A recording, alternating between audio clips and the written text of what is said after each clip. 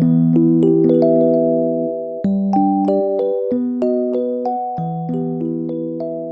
guys, welcome back to Too Cool for Middle School. I have a lot of hauling to do. I just did a Teachers Pay Teachers meetup haul, so go check that out. I got a lot of cool stuff that I had never even heard of but is really useful for teachers. And then a couple weeks ago I won a grant to improve my classroom and I got a lot of cool stuff that I wanted to show you. So the grant was about $300 and I can just kind of show you right now how far $300 goes in your classroom. A few things that I can't show you because they're not visible are I paid for the rest of my year for my Flocabulary membership. I'm in love with Flocabulary. You should get a subscription as soon as you possibly can. They are great. And the other thing is in my classroom, I forgot to bring it with me, but it's a like kind of heavy duty glue gun and glue sticks, because I have those like cinder block walls in my classroom and the only way to get anything to stick on them is with hot glue. And I had like a littler glue gun and just wasn't cutting it, so got myself a nice glue gun. I need to find a day where I can actually use it and get some things put up on the walls. There's an after school thing in my classroom every single day, so I can't really stay after and get very much done. But like, I don't know, on my lunch break or something, I need to just spend a bunch of time getting stuff up on the wall. So, okay, I'm gonna start with the thing that I'm most excited about in this little box. This is from Graphite Pen and Pencil Company. It's gpencil.com. Not sponsored by them or anything, I just went straight to their website. And this box is full of pencils. I got like 250, I think. And I got all these like mini mechanical pencils, because let me tell you, kids who don't have pencils drive me crazy. I have no time to talk about why you don't have a pencil. I really don't care why you don't have a pencil, just take a pencil. I also hate talking about sharpening pencils. I just don't even bother. I got rid of the sharpener in my room so that there is no sharpener. You need to use a mechanical pencil or a pen. Now these are awesome. We'll just grab one because they're mechanical and they say Mrs. Forbes on them. I don't know if you can see that very well.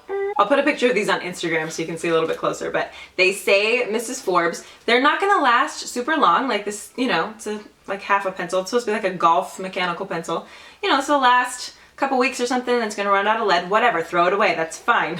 But I'm gonna put a handful of these in each of the boxes. I have like supply boxes that are supposed to serve for like in my little groups. So in there I have pens, pencils, erasers, colored pencils, markers, anything that they could possibly need. And I had just bought all of that with my own money because I just don't like wasting class time on like why someone doesn't have a pencil. I'm not gonna punish a kid for that because who cares? I just really don't even want to bother with it. Like I don't even want to hear about it.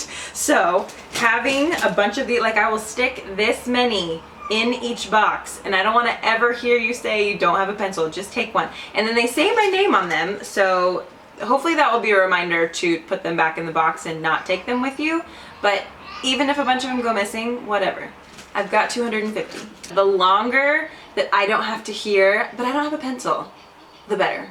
I'm just so looking forward to that day where I never hear that once. I also got a few other things to put in my boxes, and these are just the twistable colored pencils. So again, I hate pencil sharpeners, so I don't do regular colored pencils, but these twistable ones are nice. I highly recommend these for classrooms, although I've noticed that some of my students think they're funny and they like to just go like this and twist all of the lead out and then just steal it and then put the pencil back in. So, I mean, no matter what, you're gonna have little stinkers that just try to ruin everything. But I'm gonna refill my twistable supply boxes, and hopefully we can just have a little like peer shaming, you know, to keep kids from doing that, because it's really ridiculous. Like why ruin supplies? I don't know. So I'm gonna put those in the boxes.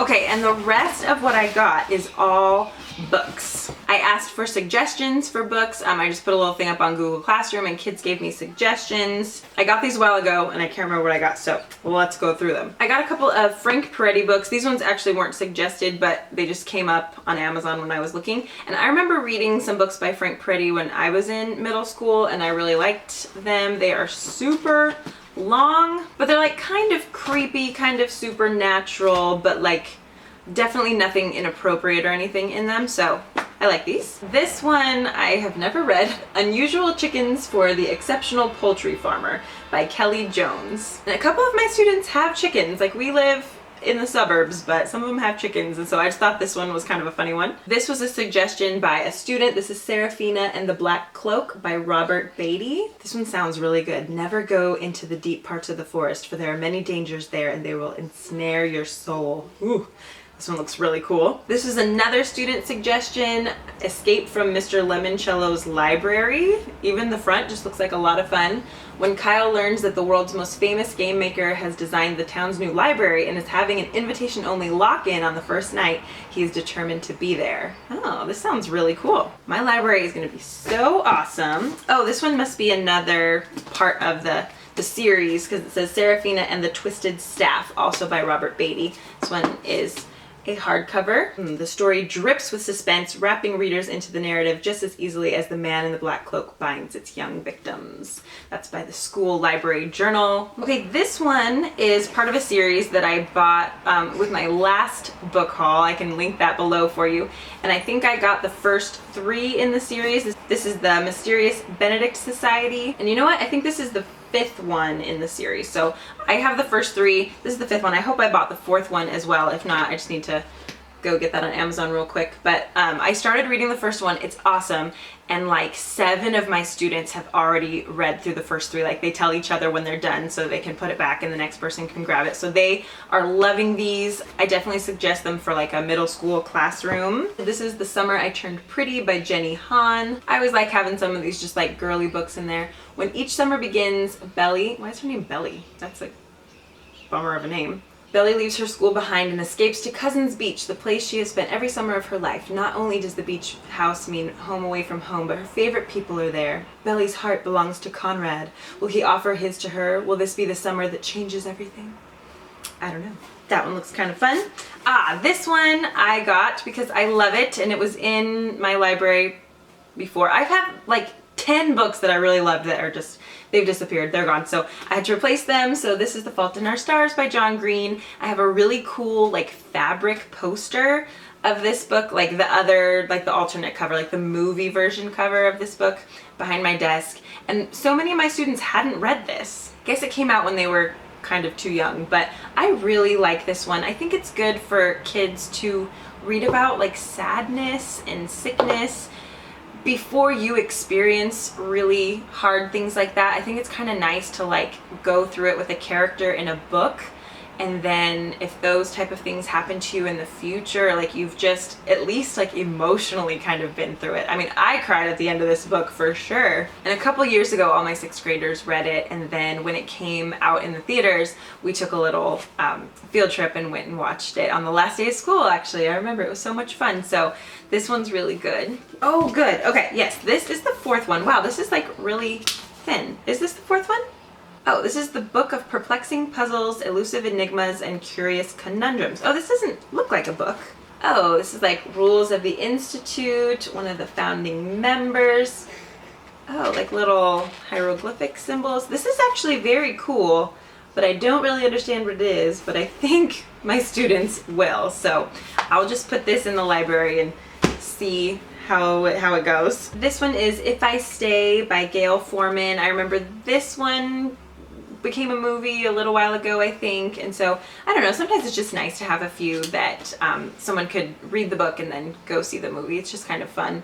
Mia had everything: a loving family, a gorgeous adoring boyfriend, and a bright future full of music and full of choices. Oh yeah, and isn't there like a car accident and she's kind of like in a coma or something?